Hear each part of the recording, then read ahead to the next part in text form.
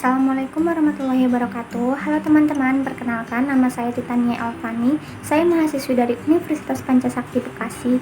Di sini saya akan mempresentasikan hasil ujian akhir semester dari mata kuliah Perekonomian Indonesia dengan dosen pengampu Bapak Muhammad Rosidi SEMM.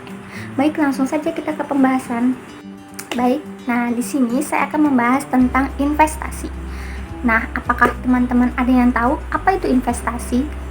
Nah, jadi investasi itu adalah penanaman uang atau modal dalam suatu perusahaan atau proyek untuk tujuan memperoleh keuntungan. Nah, sedangkan menurut Kamus Besar Bahasa Indonesia sendiri, penanaman modal biasanya dalam jangka panjang untuk penggunaan aktiva tetap atau pembelian saham-saham dan surat berharga lain untuk memperoleh keuntungan. Nah, apa sih itu investasi? Jadi, investasi ini adalah aktivitas menempatkan modal baik berupa uang atau aset yang berharga lainnya ke dalam suatu benda, lembaga, atau suatu pihak dengan harapan pemodal atau investor kelak akan mendapatkan keuntungan setelah kurun waktu tertentu. Karena harapan mendapatkan keuntungan di kemudian hari, inilah investasi disebut juga sebagai penanaman modal. Nah, istilah investasi sendiri berasal dari kata bahasa Italia yang berarti investare, yang artinya memakai atau menggunakan. Umumnya, dana atau aset yang ditanamkan oleh seseorang investor akan dikembangkan oleh badan atau pihak yang mengelola. Nah, keuntungan dari hasil pengembangan tersebut nantinya akan dibagikan kepada investor sebagai imbal balik sesuai dengan ketentuan antara kedua belah pihak. Secara ekonomi, dalam investasi, pemodal akan membeli suatu yang tidak akan dipergunakan sekarang. Sesuatu yang dibeli tersebut disimpan sebagai harta yang setelah melewati masa tertentu dapat mengalami perubahan nilai. Investasi tidak selalu berujung menghasilkan keuntungan. Terdapat resiko dan kerugian juga dalam berinvestasi. Maka dari itu, penting sekali memahami jenis-jenis investasi dan resikonya. Oke, next, selanjutnya ada tujuan investasi. Nah, berikut ini ada beberapa tujuan penting dari investasi. Yang pertama, yaitu untuk mendapatkan penghasilan tetap. Yang kedua, untuk memperoleh kehidupan yang lebih layak dan stabil di masa yang akan datang.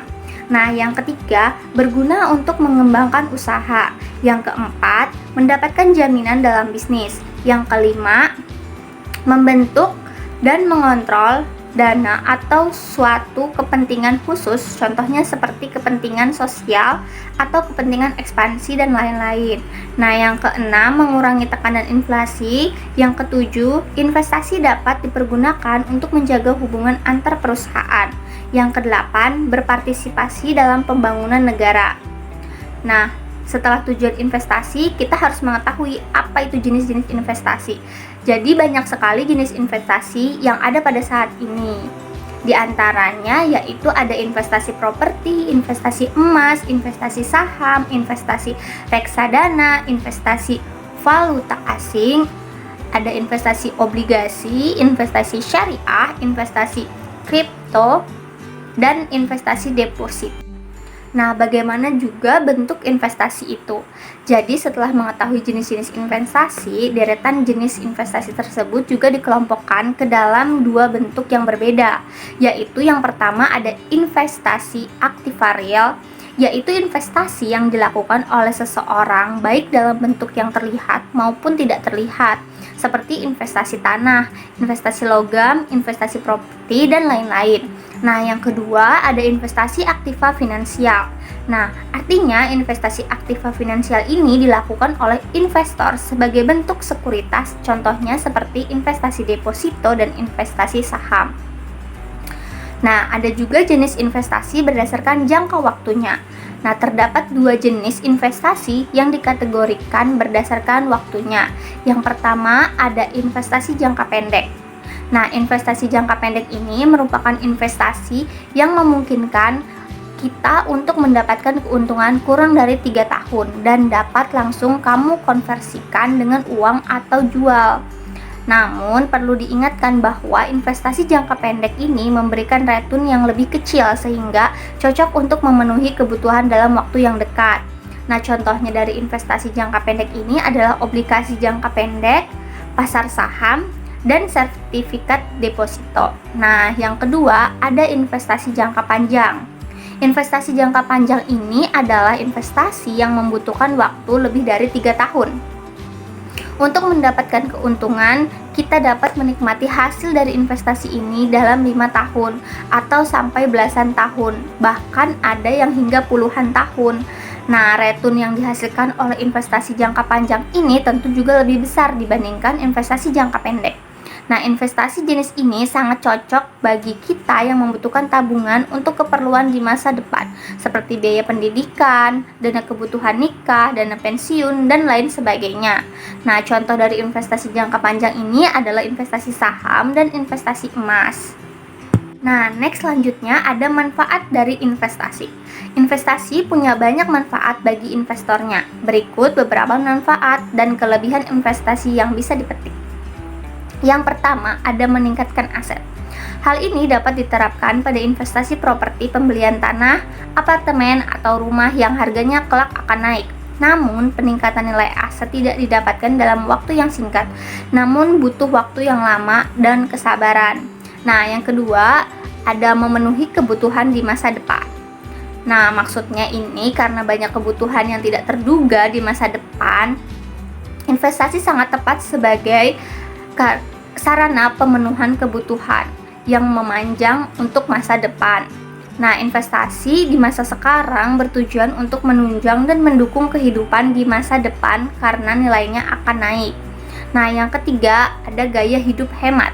Dengan investasi, seseorang akan mencoba hidup hemat untuk tetap berinvestasi. Pada akhirnya, orang tersebut akan menghindari membeli hal-hal yang tidak penting dan bersikap lebih ekonomis. Nah, yang keempat, ada menghindari utang. Dengan gaya hidup sederhana, seseorang akan menghindari hutang. Orang-orang yang memiliki komitmen investasi akan menghindari berhutang dan lebih memilih hidup hemat untuk memperbaiki keadaan ekonominya. Nah, next selanjutnya ada faktor yang mempengaruhi laju investasi. Yang pertama, terjadinya perubahan tingkat atau nilai tukar. Yang kedua, tingkat suhu bunga. Yang ketiga, ada infrastruktur. Nah, yang keempat, ada tingkat inflasi. Nah, ada juga hal yang harus diperhatikan dalam berinvestasi. Nah, jika kalian ingin berinvestasi yang berhasil, berikut ada beberapa hal penting yang harus kita semua ketahui dan perhatikan. Nah, yang pertama, jangan melakukan investasi dengan tergesa-gesa dan harus disertai dengan pemahaman atau riset yang mendalam, termasuk mengenai objek investasi yang paling potensial untuk dipilih. Yang kedua, tidak bertindak secara spekulatif. Nah, yang ketiga, penting untuk mempertimbangkan jangka waktu investasi. Nah, yang keempat, mengetahui dan menilai jumlah modal yang bisa kita siapkan. Yang kelima, memahami resiko yang bisa terjadi sebagai investor dan jenis investasi yang akan kita pilih. Selanjutnya ada contoh dari investasi sendiri. Contohnya, misalkan saya membeli 2 gram emas batangan seharga 400.000 per gram. Nah, pada tahun 2005, emas tersebut disimpan dengan rapat di brankas pribadi milik saya. Nah, setelah 5 tahun kemudian, harga emas per gram meningkat menjadi 500.000 per gram. Nah, saya pun akan menjual emas tersebut dan dimiliki dan mendapatkan keuntungan sebesar 100.000 per gram.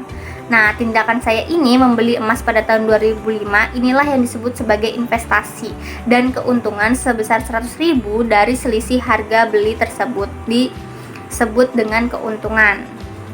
Nah, cara berinvestasi sendiri yaitu jika dulu investasi mengharuskan untuk melakukan administrasi yang rumit, saat ini investasi dapat dilakukan dengan sangat mudah dan murah, hanya dengan berbekal smartphone misalnya, karena sekarang banyak sudah aplikasi di Play Store atau App Store yang menyajikan aplikasi-aplikasi untuk berinvestasi. Nah, contohnya ada Tokopedia seperti emas dan reksadana. Nominal untuk investasinya pun dimulai dari Rp500 saja. Oke, next selanjutnya ada resiko dari investasi. Nah, selain memiliki banyak manfaat, investasi tentu juga mempunyai sejumlah resiko yang harus diwaspadai oleh investornya. Nah, yang pertama ada resiko inflasi. Nah, resiko ini hadir ketika nilai investasi tidak sebanding dengan keuntungan atau kenaikan harga, sehingga nilainya tidak naik, malah cenderung menurun. Bisa dibilang, kita tidak meraih keuntungan sesuai dengan perkiraan di awal. Nah, yang kedua ada resiko pasar. Nah, salah satu jenis resiko investasi adalah resiko pasar. Resiko ini terjadi akibat nilai aset bersih sebuah instrumen investasi mengalami naik dan turun. Perubahan nilai terjadi karena pengaruh sentimen pasar yang dipengaruhi oleh faktor-faktor tertentu. Nah, yang ketiga ada resiko reinvestment. Nah, resiko investasi ini terjadi ketika kita kembali membeli suatu investasi yang bunganya lebih rendah dibandingkan yang sebelumnya. Nah, untuk itu, sebelum melakukan investasi, investor perlu mempertimbangkan potensi imbal hasil yang diterima. Walaupun sudah nyaman di suatu instrumen, bukan berarti instrumen tersebut akan selalu memberikan keuntungan yang memuaskan. Nah, yang ketiga ada resiko negara. Nah, resiko ini berkaitan dengan kondisi politik di suatu negara. Negara bisa saja bergejolak karena keadaan tertentu seperti perang saudara, kerusuhan, demonstrasi, dan anarkis dan lainnya. Nah, kejadian ini bisa berpengaruh terhadap roda kehidupan masyarakat, termasuk pasar modal yang ditinggalkan para investor untuk mengamankan modal mereka. Nilai surat berharga termasuk hal yang mudah goyah ketika menerima konflik politik seperti itu. Nah, selanjutnya ada resiko suku bunga. Nah, resiko ini terjadi ketika suku bunga mengalami kenaikan sehingga membuat pendapatan di instrumen seperti obligasi menurun. Akibatnya, kita pun akan memperoleh keuntungan yang lebih kecil dibandingkan biasanya. Sama seperti pinjaman yang membuat debitur harus membayar pinjaman lebih besar karena suku bunga yang naik. Nah, selanjutnya ada resiko falas. Nah, hal ini berhubungan dengan nilai tukar atau rupiah terhadap mata uang yang lain. Nah, jenis investasi yang berpengaruh oleh risiko ini adalah investasi uang. Nah, ketika nilai tukar rupiah melemah, investor harus lebih banyak mengeluarkan rupiah untuk membeli instrumen tertentu yang pembayarannya menggunakan mata uang asing. Hal ini biasanya terjadi ketika Anda memilih investasi forex. Nah, selanjutnya ada resiko likuiditas. Nah, resiko ini berhubungan dengan kesulitan yang dialami investor untuk mengubah aset menjadi uang tunai. Nah, resiko ini di dalam investor merupakan yang memiliki aset yang sulit untuk dijual karena faktor tertentu. Misalnya, seperti kita harus menggunakan beberapa waktu sampai ada yang mau untuk membelinya secara tunai. Seperti misalnya kita ingin menjual rumah seharga 1 miliar. Nah, harga rumah segitu kan termasuk mahal untuk di Indonesia sendiri. Nah, jadi kita harus menunggu beberapa waktu sampai ada yang mau membelinya secara tunai. Nah, next yaitu cara mengurangi resiko investasi. Nah, caranya yaitu ada 4 cara. Yang pertama, tidak menggunakan seluruh modal untuk berinvestasi. Nah, cara mengatasi resiko yang pertama adalah saat berinvestasi, kita jangan menggunakan seluruh modal di satu instrumen. Sisakan sebagian modal di rekening investasi Anda. Modal yang disisakan ini bisa digunakan untuk memulai investasi berikutnya ketika kita mengalami kegagalan. Nah, yang kedua, lakukan diversifikasi investasi. Nah, kita bisa menggunakan seluruh modal untuk berinvestasi, tapi sebaiknya tidak hanya di satu instrumen. Paling bagus jika kita menyebar modal di beberapa instrumen investasi yang menurut kita menguntungkan. Diversifikasi investasi membantu kita meminimalisir resiko ketika satu instrumen untung dan yang satu lainnya merugi. Nah, jadi kita tetap berhasil karena kerugian akan ditutupi oleh keuntungan yang kita dapatkan. Nah, supaya tidak rumit melakukan diversifikasi, sebaiknya kita tidak menjalankan investasi lebih dari 4 instrumen.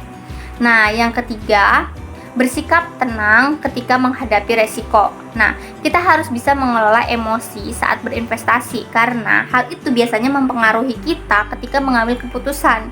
Pengambilan keputusan investasi perlu dilakukan ketika kepala sedang jernih dan tenang, sehingga kita bisa berpikir jernih, melakukan perhitungan dan tindakan yang tepat. Nah, yang keempat atau yang terakhir, memasang target wajar ketika berinvestasi. Nah, kita boleh ambisius dalam berinvestasi, tapi jangan memasang target terlalu tinggi, karena seperti itu jadinya malah jadi beban untuk kita sendiri. Nah, pasang target yang wajar agar kita bisa memetik hasil yang sesuai diharapkan. Banyak kejadian investor yang memasang target terlalu tinggi sehingga ketika sudah untung malah berbalik mengalami rugi karena mengejar hal yang di luar target. Nah, ketika kita konsisten meraih keuntungan dengan target yang wajar, keuntungan itu pun suatu saat akan bertambah. Berinvestasi membutuhkan kesabaran agar berhasil. Nah, itu tadi penjelasan dari saya mengenai investasi. Nah, untuk kesimpulannya, jadi setiap keuntungan pasti ada resikonya dan setiap resiko pasti ada jalan keluarnya. Jadi, kita tidak perlu ragu dalam menghadapi resiko berinvestasi selama kita sudah mempersiapkan strategi dan pemikiran kita secara matang dan mantap. Baik, itulah tadi hasil presentasi dari saya. Jika terdapat kesalahan dalam pengucapan kata dan kalimat yang saya ucapkan, mohon dimaafkan karena saya juga masih dalam proses belajar. Wabillahi taufiq wal hidayah. Wassalamualaikum warahmatullahi wabarakatuh.